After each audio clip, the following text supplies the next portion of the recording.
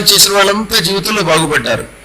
వ్యూహలక్ష్మి మహామంత్ర కటాక్షం వల్ల దారిద్ర్యం తొలగకపోతే ప్రపంచమంతా తల్లకిందులైన ఆ వ్యక్తి దారిద్ర్యం తొలగదు అంటోంది వెంకటేశ్వర మహాత్మ్యం, వెంకటాచల మహాత్మ్యం, స్కాంద పురాణం. అంటే ఎంత గొప్పదో ఆలోచించండి ఆ మంత్రం. అటువంటి మంత్రాన్ని ఈ త్యాగరాజ భవనం నుంచి మీ అందరికీ ప్రత్యక్షంగా అందజేశాను. నిత్యం ఉదయం పూట ఎంతో కొంత అనుష్ఠానం చేసుకోండి. గురూపదేశం పొందితే అనుష్ఠానం చేసుకోవచ్చు, ఏ దోషము ఉండదు. ఈ మంత్రం చాలా గొప్పది. ఉదయం పూట ఈ మంత్రాన్ని కంఠస్థం చేసి 108 సార్లు 1000 సార్లు మీ శక్తిని బట్టి అనుష్ఠానం చేయండి. గురు రుణము, దేవ రుణము, బ్రహ్మ రుణము, మానవ రుణము, పితృ రుణము అని 5 రుణాలు ఉన్నాయి. ఈ 5 రుణాలు తీర్చుకోవాలి.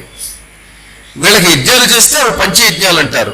ఈ రుణం తీరాలంటే ఈ మంత్రాన్ని 11 సార్లు తక్కువ కాకుండా చేయాలంట. రోజు 11 సార్లు ఈ మంత్రానుష్ఠానం చేస్తే పంచయజ్ఞములు చేసిన మహాఫలితము వస్తుంది, ఈ రుణములు తీరిపోతాయి. రుణములు తీరకపోతే ముక్తి రాదు. అందుకే వ్యూహలక్ష్మీదేవిని మోక్షలక్ష్మి అని కూడా పిలుస్తాం.